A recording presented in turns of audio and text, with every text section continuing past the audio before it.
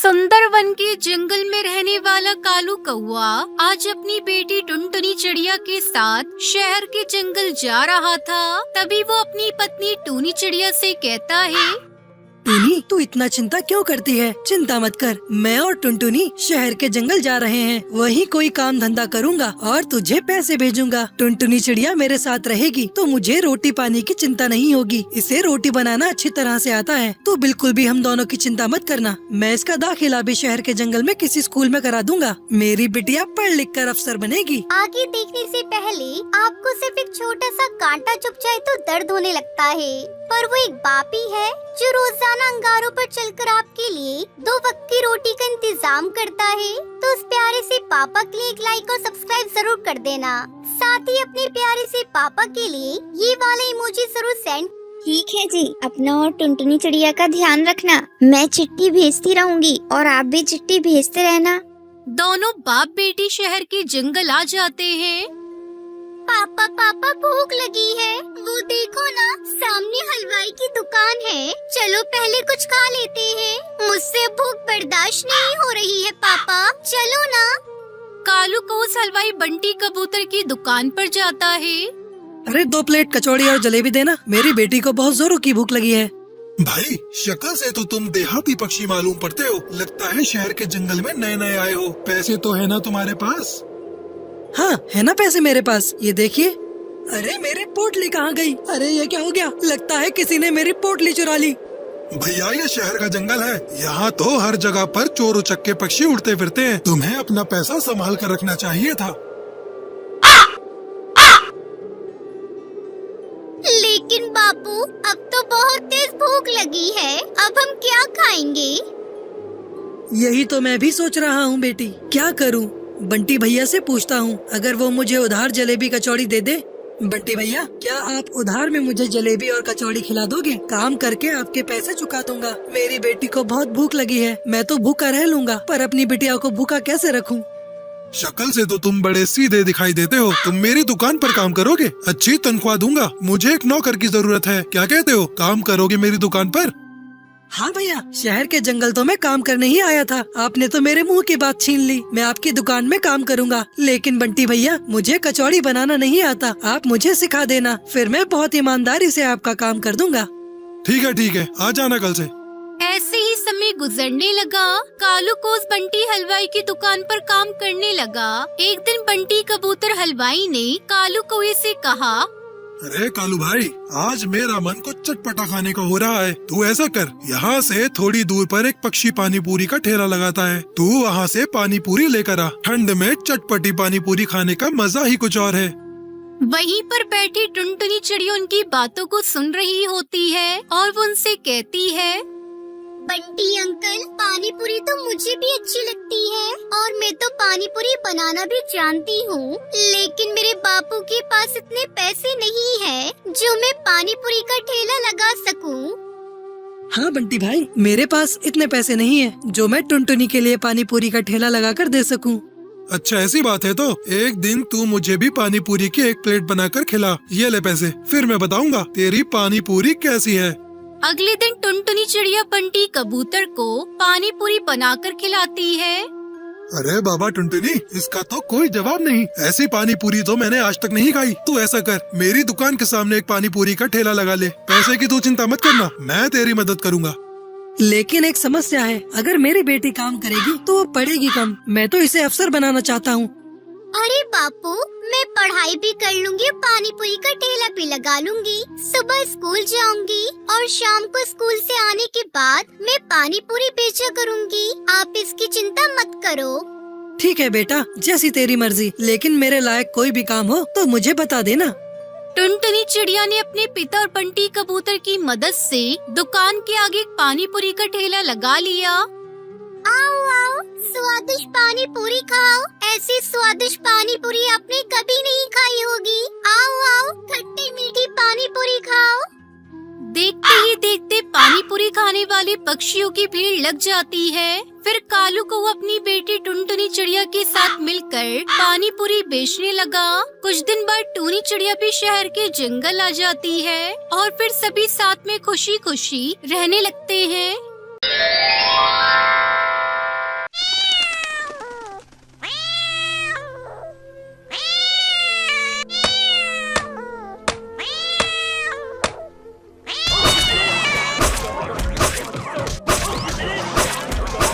चमनपुर गांव में एक छोटा सा जंगल था।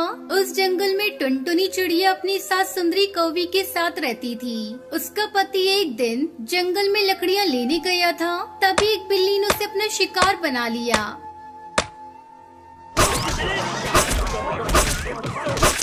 घायल कालू कौआ किसी तरह घर पहुंचता है। माँ, टुनटुनी, कहाँ हो? जल्दी बाहर आओ।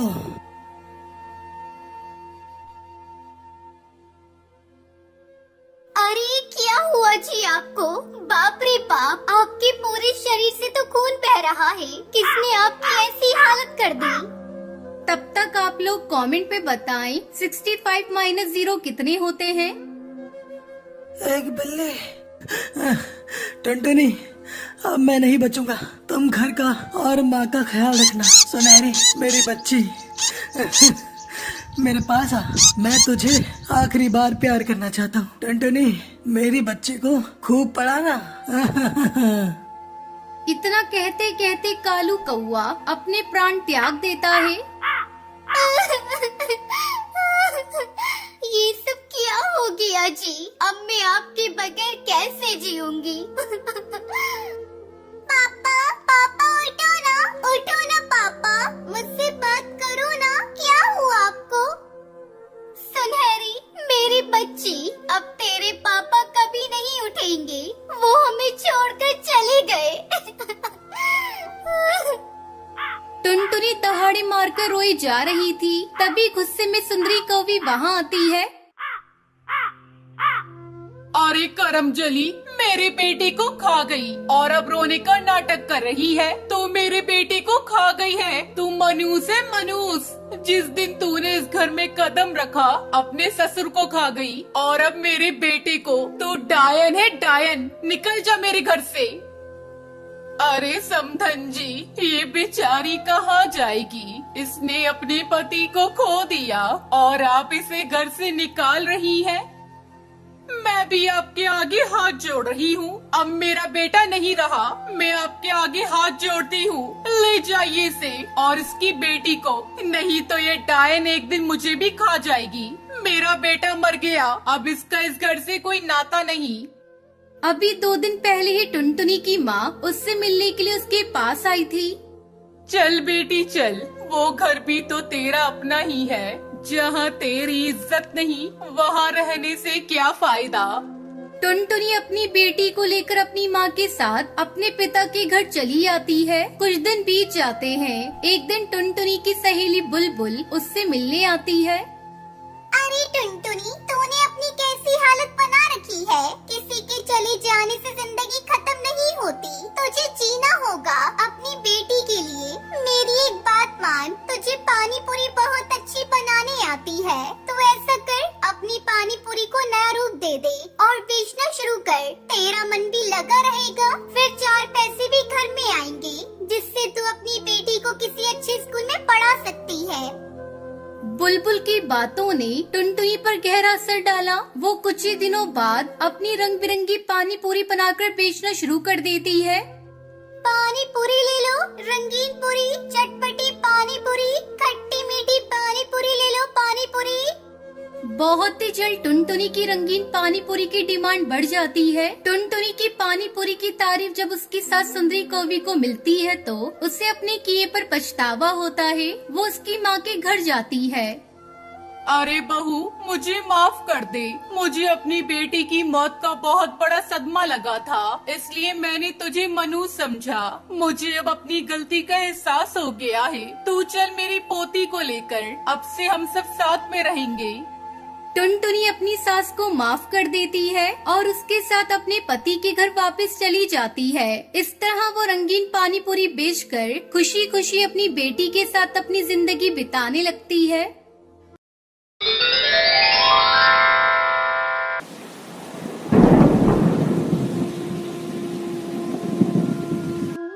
केरला के जंगल में टुनटुनी चिड़िया अपने पति बंटी कबूतर और बेटी पिंकी और एक बेटे गोलू के साथ जंगल में रहती थी। टुनटुनी चिड़िया बंटी कबूतर खेती करके अपना गुजारा करते थे। बंटी कबूतर अपने खेत में हर प्रकार की सब्जियां और फसल उगाया करता था और उन्हें शहर की मंडी में अच्छे दामों पर बेच देता था। अजी सुनते हो जी, इस बार धान की फसल तो बहुत अच्छी हुई है। जल्द से जल्द इसे शहर ले जाकर बेच दो। बारिश का क्या भरोसा, बिन मौसम भी बारिश होने लगती है। तुम ठीक कहती हो, जल्द ही मैं अपनी फसल को ले जाकर शहर की मंडी में बेच दूंगा। तुम चिंता मत करो, बस बच्चों पर ध्यान दो।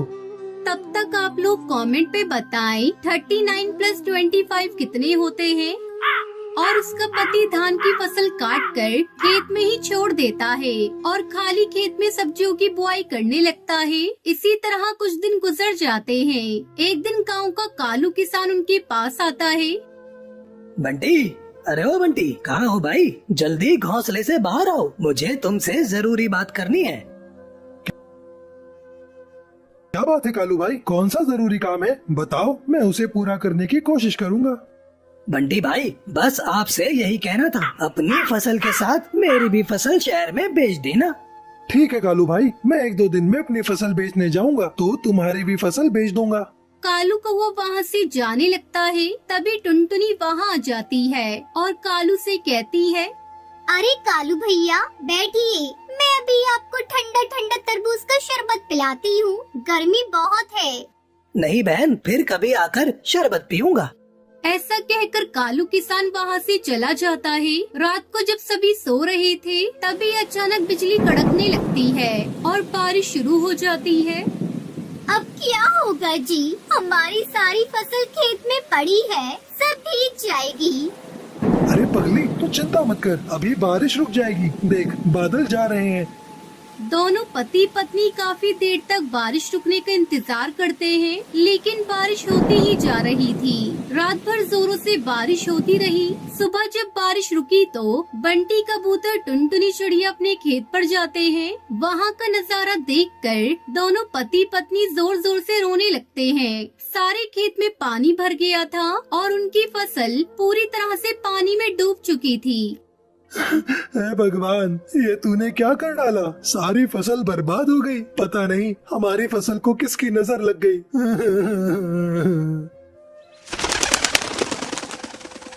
मम्मी, पापा, जल्दी घर चलो, हमारा घर टूट गया और गोलू उसके अंदर दब गया है। मैं किसी तरह अपने आप को बचा पाई हूँ।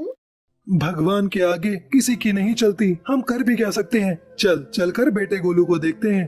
तीनों जब तक घर पहुंचते हैं तो उनका बेटा गोलू भगवान को प्यारा हो गया था।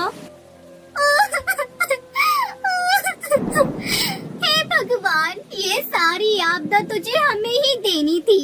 एक तो हमारी सारी फसल तूने खराब कर दी और ऊपर से मेरा बच्चा मुझसे छीन लिया। ऐसा क्यों किया भगवान? मेरा बेटा गोलू।